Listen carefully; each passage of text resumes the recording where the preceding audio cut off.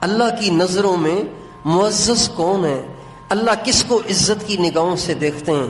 اللہ کس کو عظمت کی نگاہوں سے دیکھتے ہیں؟ اللہ کس کو محبت بھری نگاہوں سے دیکھتے ہیں؟ آخر اس کا بھی تو کوئی ذریعہ ہوگا۔ اللہ تعالیٰ نے قرآن پاک کی ایک آیت میں جو ابھی میں نے آپ کے سامنے تلاوت کی ہے، اس آیت میں ایک طریقہ آیا ہے، اگر یہ کر لو تو اللہ جو زمین آسمان کا بادشاہ ہے، مشرق اور مغرب کا مالک ہے، پہاڑوں کا، سمندروں کا، عرش کا، فرش کا، شمال کا، جنوب کا، مشرق کا، مغرب کا، دنیا کے سارے بر اعظموں کا، سارے سیاروں اور ستاروں کا، سورج چاند کا، اور دنیا میں بسنے والی ہر مخلوق کے، ہر عالم کا جو خالق اور مالک ہے، اس کی نظروں میں معزز ہونے کا طریقہ کیا ہے؟ اللہ تعالیٰ فرماتے ہیں قل ان کنتم تحبون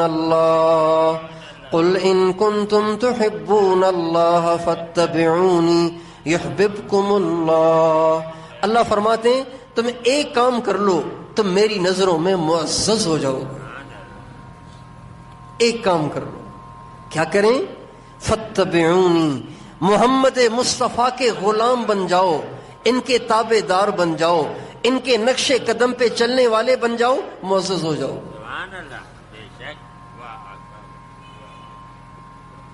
اب جو حضرت محمد صلی اللہ علیہ وسلم کے نقش قدم پہ زندگی گزار رہا ہے وہ معزز ہے اللہ کی نظروں میں۔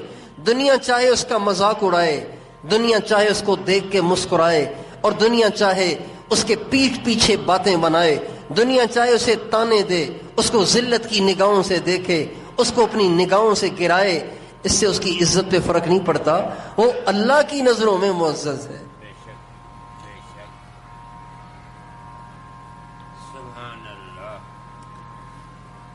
اب اس آیت سے یہ نتیجہ نکلا کہ جس کی زندگی جتنی زیادہ نبی کریم صلی اللہ علیہ وسلم کی زندگی سے میل کھائے گی نا، وہ اتنا زیادہ معزز ہو جائے گا۔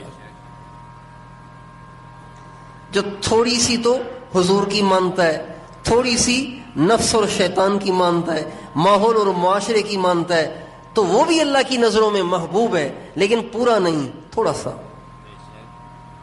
اور جس نے اپنی ساری مرضیاں چھوڑ دیں، اپنے سارے اسٹائل چھوڑ دیے، اپنا سارا طرز اور طریقہ چھوڑ دیا، اپنی خواہشات سے دستبردار ہو گیا، اور یوں کہہ رہا ہے میرا اپنا کوئی طرز اور طریقہ نہیں، میرا اپنا کوئی روپ اور اسٹائل نہیں، بس میرا طریقہ وہی ہے جو میرے آقا علیہ الصلوۃ والسلام کا طریقہ ہے، یہ وہ انسان ہے جو اللہ پاک کی نظروں میں نمبر 1 ہے، 1 نمبر۔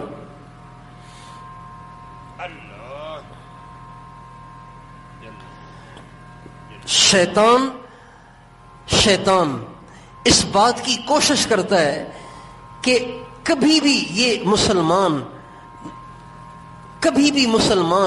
نبی کریم صلی اللہ علیہ وسلم کے طریقے کی طرف نہ جائے۔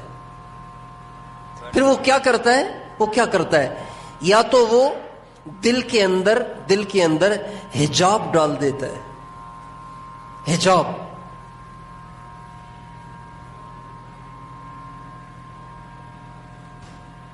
یعنی جس کو شرم کہتے ہیں نا، بے شرمی کے کاموں میں شرم نہیں آئے گی، لیکن نبی کی سنت کو اپنانے میں شرم آئے گی، حجاب آئے گا۔ دل کرے گا، دل کے اندر یہ وسوسے اٹھیں گے، پتہ نہیں لوگ کیا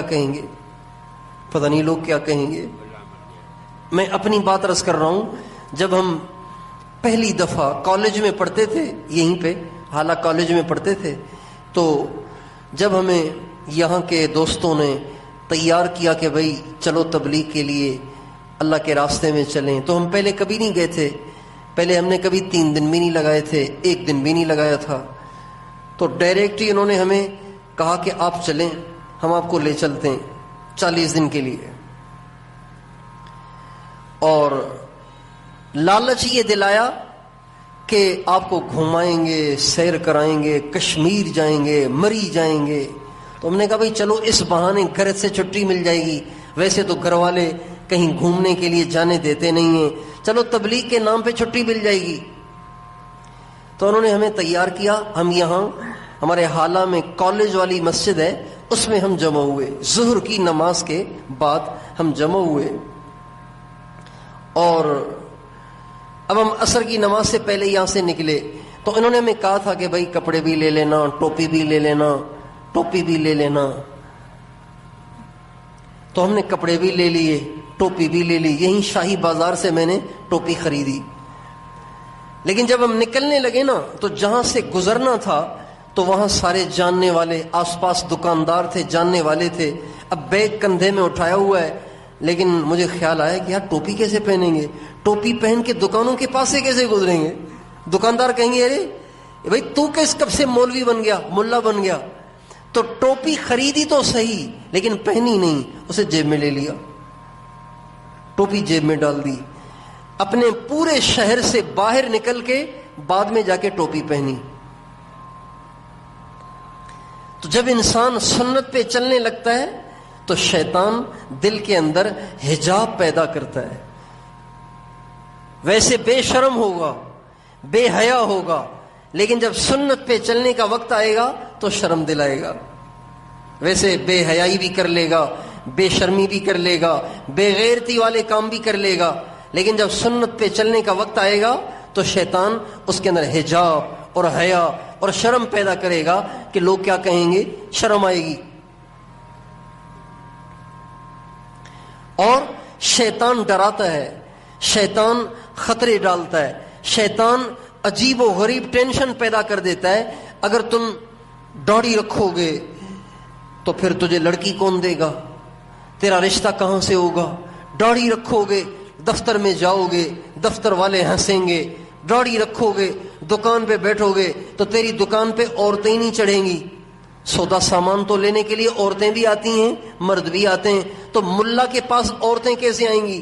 تو تیرے گاہک بگڑ جائیں گے اور تیری بکری خراب ہو جائے گی، تیرا کاروبار خراب ہو جائے گا۔ اور داڑھی رکھو گے تو رشتہ داروں کو کیا منہ دکھاؤ گے؟ رشتہ داروں کے پاس کیسے آ جا سکو گے؟ دوستوں میں کیسے بیٹھو گے؟ ہوٹل پہ کھانا کھاتے ہیں تو ہوٹل پہ جا کے کھانا کیسے کھاؤ گے؟ موٹر سائیکل پہ بیٹھ کے گھومتے ہیں تو بھئی موٹر سائیکل پہ بیٹھ کے گھوم کیسے سکیں گے؟ ایک سنت پہ عمل کرنے کا جب آپ ارادہ کریں گے تو شیطان ہزار وسوسے ڈالے گا آپ کو اس سے ہٹانے کے لیے، اس لیے کہ اس کو پتہ ہے کہ یہ ایسا عمل کرنے لگا ہے کہ جس عمل کی وجہ سے یہ اللہ کی نظروں میں معزز، اللہ کی نظروں میں بڑا بن جائے گا۔ اگر یہ اللہ کی نظروں میں معزز ہو گیا تو میرا تو بیڑا غرق ہو گیا، میری تو ساری زندگی کی محنت تباہ ہو جائے گی۔